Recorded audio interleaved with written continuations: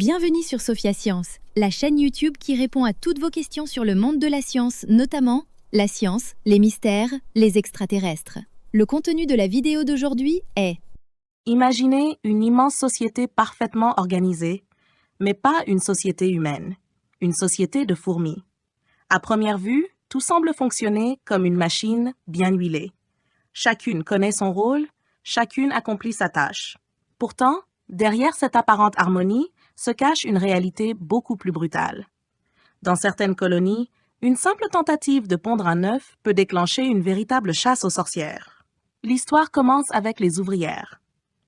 Contrairement à ce que beaucoup de gens imaginent, les ouvrières sont presque toutes des femelles.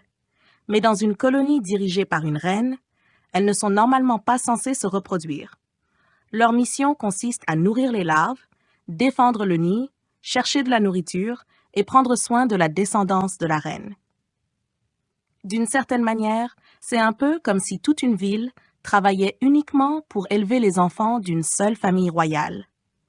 Mais parfois, certaines ouvrières décident de contourner les règles. Elles tentent alors de pondre leurs propres œufs. Et c'est là que les ennuis commencent. Pendant longtemps, les scientifiques se sont demandé comment les autres fourmis parvenaient à identifier ces ouvrières rebelles. Après tout, dans l'obscurité d'une fourmilière, personne ne peut surveiller tout le monde en permanence. Alors comment les fraudeuses sont-elles repérées? La réponse semble se cacher dans quelque chose d'invisible, l'odeur.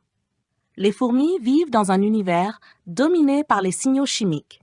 Là où nous utilisons principalement nos yeux et nos oreilles, elles utilisent surtout leur odorat. Chaque individu porte sur son corps une véritable carte d'identité chimique.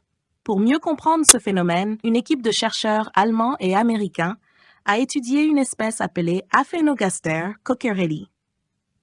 Les scientifiques ont remarqué qu'un certain composé chimique, appartenant à la famille des hydrocarbures, était normalement présent uniquement chez les reines.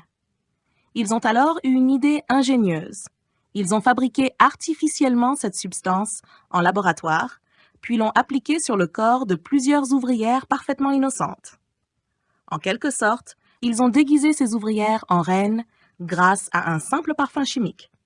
La suite fut spectaculaire. Dans les colonies où une reine était présente, les réactions étaient immédiates. Certaines reines se sont précipitées sur les ouvrières portant cette odeur inhabituelle. Elles les attrapaient, les traînaient à travers le nid, les immobilisaient ou les mordaient.